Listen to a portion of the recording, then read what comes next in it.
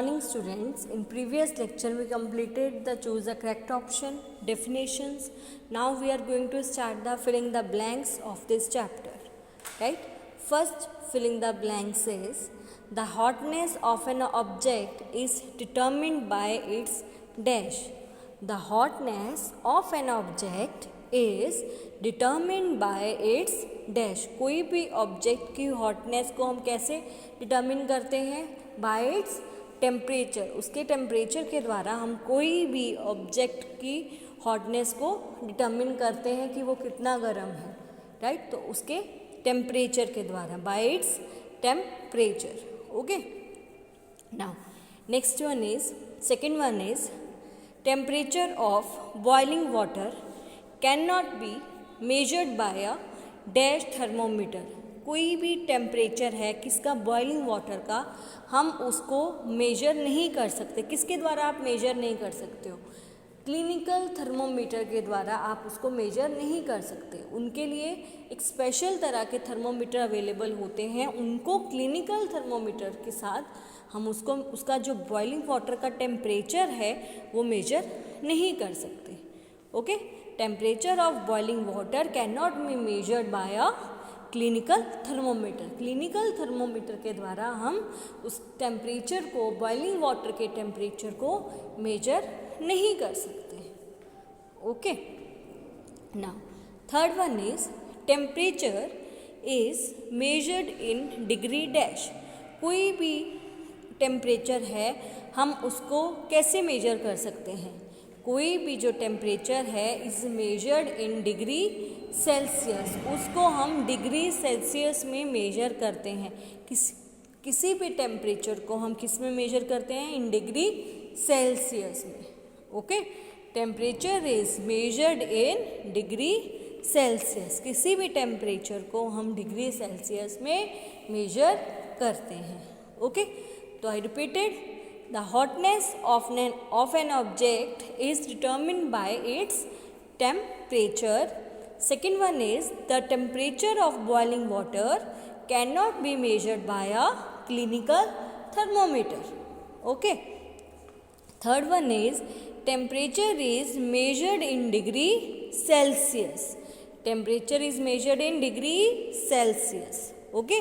Now fourth one is no medium is required for transfer of heat by the process of dash.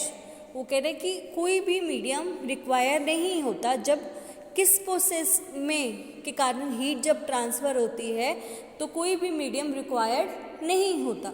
Radiation के process में जब heat transfer हो रही है तो कोई भी मीडियम रिक्वायर्ड नहीं है, क्योंकि सन की रे से सीधा हमारे व्हीकल्स तक उसकी वेव्स आ रही हैं. उसमें कोई मीडियम नहीं है. वो सन हमेशा सीधा ही उस पर पड़ रहा है थ्रू रेडिएशन. रेडिएशन से उसकी रेज जो है, उसकी जो वेव्स हैं हमारे तक पहुंचती हैं. तो इसके लिए कोई भी मीडियम रिक्वायर्ड नहीं है for the transfer of heat. Heat transfer करने के लिए कोई भी मीडियम रिक्वायर्ड नहीं है. Okay.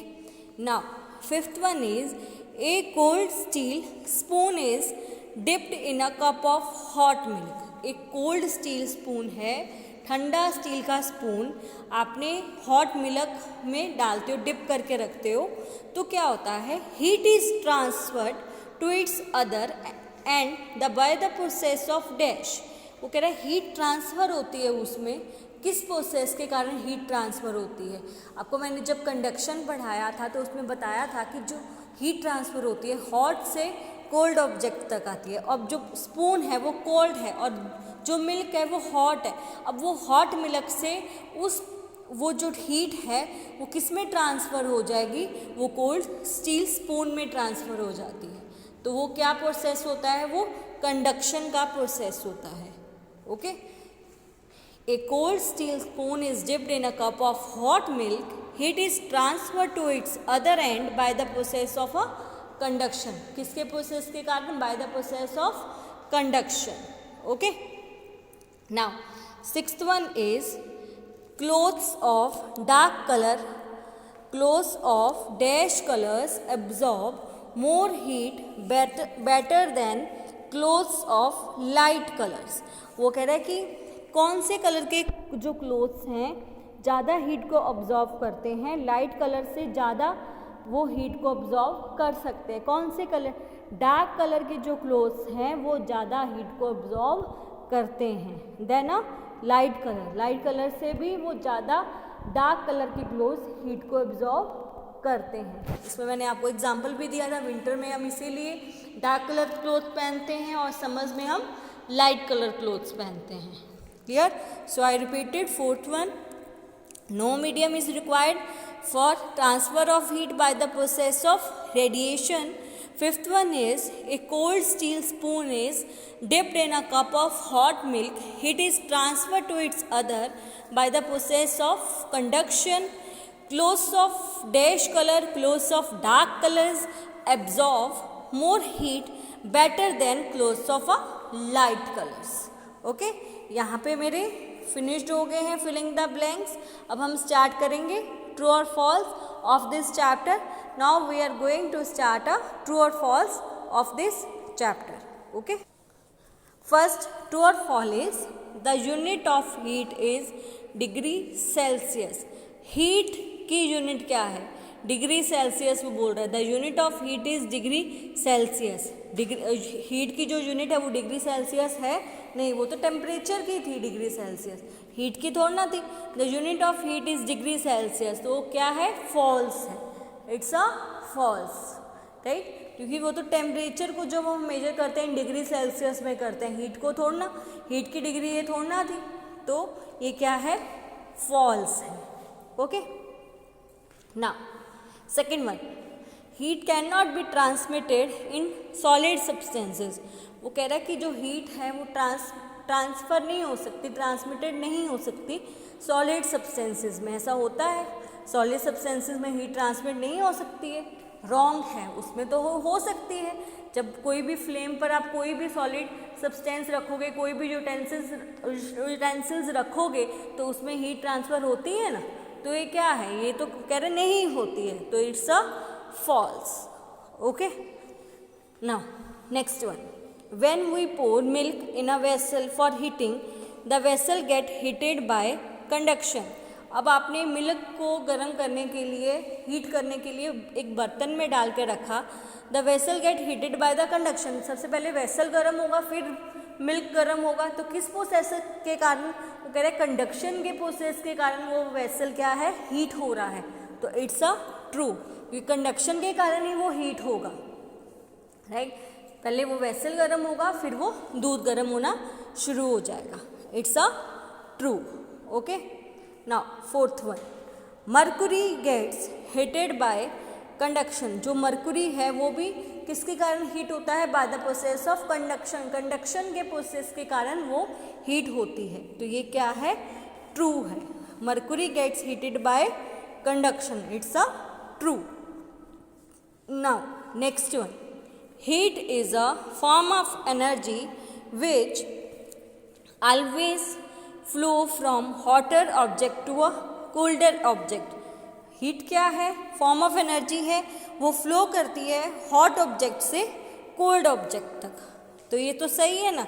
Heat is a form of energy which always flow from hotter object to a colder object, it's a true, right?